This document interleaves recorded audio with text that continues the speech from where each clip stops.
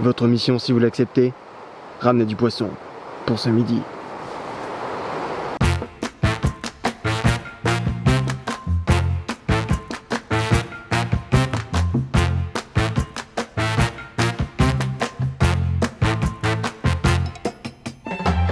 Aussi surprenant que ça puisse paraître, on a de moins en moins d'énergie, mais on pêche de mieux en mieux. On progresse en apnée et on repère vite les bons spots pour attraper un maximum de poissons. Je suis censé filmer, mais vu qu'ils vont mettre du temps avant d'avoir un poisson, je fais ma petite sieste en plein soleil comme un lézard.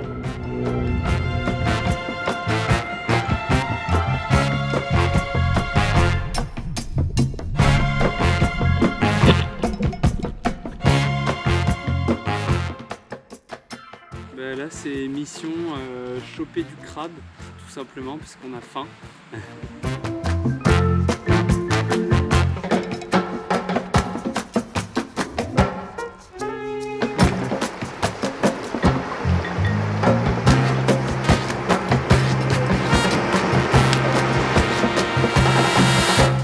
Et ben voilà, ça c'est officiellement notre plus grosse pêche du séjour jusqu'alors. On a ramené 13 poissons. On a dû, à cause de la marée basse, changer de spot et voilà, on a dû ramener ça. Et puis aujourd'hui, j'étais bien en forme. Bien sûr, c'est pas aussi facile tous les jours et on revient parfois bredouille. Dur pour le moral.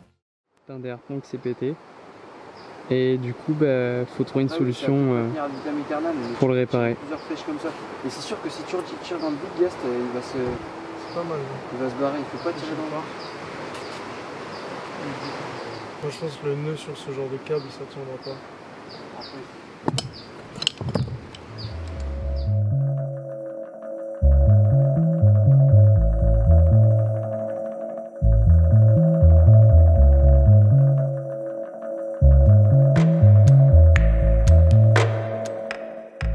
Il est 18h30 passé et c'est l'heure de sortie de notre ami le Bernard l'ermite. Passé la nuit tombée, ça grouille de ces petites bêtes. On dirait qu'en fait il y a une énorme bête qui se trimballe dans la forêt, mais c'est seulement des centaines et des centaines, et je n'exagère pas, de petits Bernard l'ermite. Non, attends. Bien joué. Faut faire quoi? Faut faire comment? Bah faut les enlever. Faut des gants?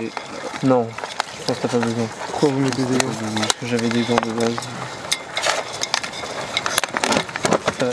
Pourquoi vous sifflez les gars? Bah ce qui paraît c'est ça qui leur fait... Ouais, Ça enfin marche. doucement. Ça marche hyper bien. Ça marche assez bien, ouais.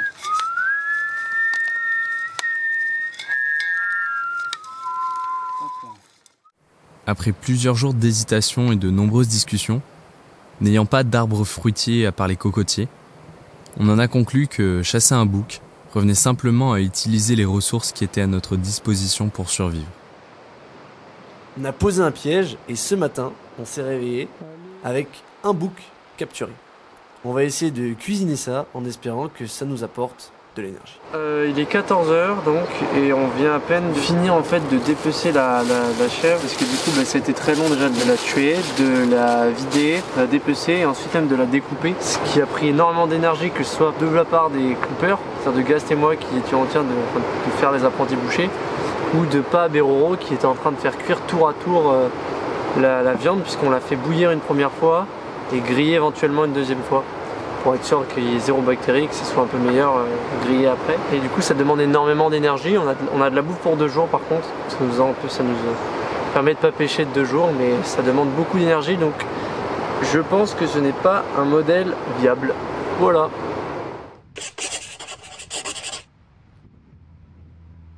Là on va à la plage côté ouest. Côté est. Côté est, Et pardon. on va participer au concours qui sépare les 2 grandes équipes. Romain, Gaston contre Aurélien, Pablo. Donc un groupe côté ouest, un groupe côté est, et c'est celui qui ramasse le plus de plastique, qui ramène le plus gros paquet de plastique à la maison qui a gagné. C'est ça. Voilà.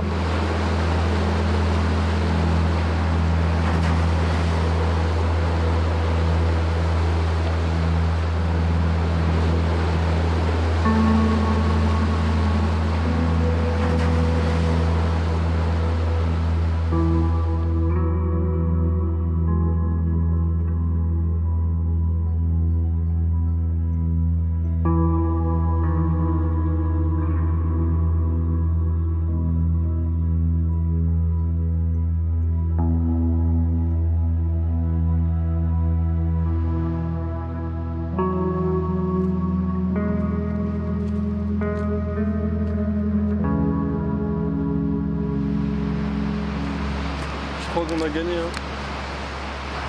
Trop de plastique, putain. Ouais. Bah, c'est-à-dire que là, on peut retrouver tous les déchets possibles, inimaginables de la vie quotidienne, quoi. C'est des déchets qui viennent du continent et c'est bon. On se retrouve sur une île déserte en plein milieu de l'océan Pacifique avec des tonnes de déchets, alors que c'est un lieu qui n'est pas habité par l'humain. On part une nouvelle fois en visite sur Vanois. D'ailleurs, on n'a plus de pagaie ni d'aileron sur le paddle, ils ont été emportés pendant une pêche un peu mouvementée. On se met à 3 sur le paddle avec un palmeur derrière et Gast qui y va sur sa planche de surf. Le courant est assez fort et la marée commence déjà à remonter, mais on arrive finalement sur l'île où on passe un super moment. Quand le chill t'embrasse, quand tu sens le réel s'effacer, ton esprit s'enfoncer sous la vague d'endorphine.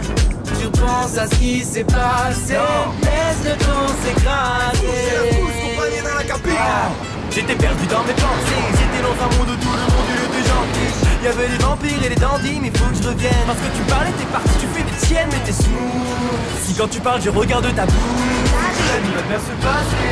En repoussant le sommeil, je repense au tour de soleil qui se confond dans ma mémoire, qui fout que le temps s'en mêle. Pose-toi quand le chill t'embrasse, quand tu sens le réel s'effacer, ton esprit s'enfoncer sous la vague d'endorphine.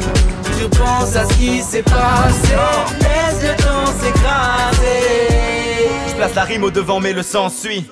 Bon, je préciserai pas que Pab et Aurel l'avaient dit, mais au moment de rentrer, le paddle est à l'autre bout de l'île, inaccessible à cause de la marée haute. Le soleil commence à être très bas et Gaz commence à ramer pour ramener le paddle. Le courant est hyper fort et ça devient vraiment un peu inquiétant. On voit pas revenir Gast et il commence à faire très sombre. La marée a augmenté de 1 mètre, non? Bon, normalement tout ça c'est sec. Et là il y a beaucoup d'eau. Donc ça va être sportif. Sinon, Gast va chercher le paddle. Ouais. Et ouais. Ça va faire ça. Vous mettez ça à l'abri, je vais chercher le paddle.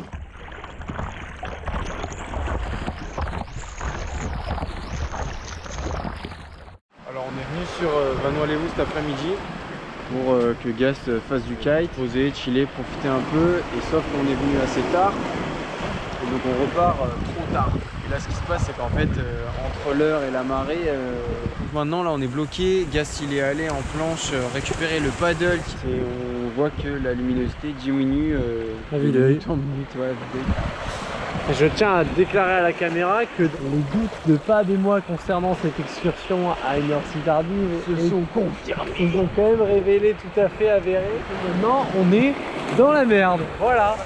Bah, dans la nuit noire, tu vois vraiment rien, Romain, c'est le principe. Ouais. Ah mais il va pas faire une nuit noire de sitôt non plus. Moi Là, je c'est considère tendu. vraiment l'option de rester là ce soir parce que Moi je considère l'option de faire des consignes. Quand il fait nuit, personne ne te voit. bah, tu vois, s'il fait trop nuit, les gars, c'est dangereux de traverser vraiment. Mec, moi je dors pas là. Hein. Là, dans 20 minutes, la nuit elle est toute noire. On n'est pas parti parce que les gars, on sait pas où on est. On voit finalement une annexe d'un des catamarans foncer vers nous. Un Canadien et un Allemand nous ramènent finalement un avant-bras. Leur hors-bord de compétition lutte contre les courants et on n'aurait pas donné cher de notre peau dans des conditions pareilles. On s'en tire vraiment très bien.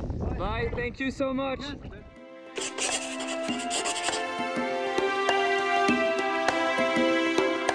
Merci petit poisson de nous nourrir.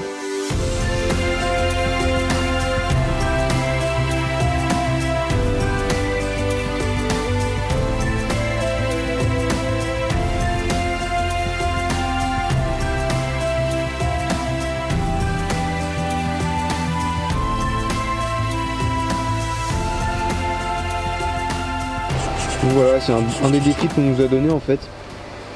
C'était de construire un radeau et de monter à 4 dessus. Du coup là on a fait un bon gros radeau pour 4 personnes quoi. 4 grands gaillards. 4 grands gaillards, solide. Mais franchement, je pense qu'on s'en sort très bien. On va pouvoir aller loin avec.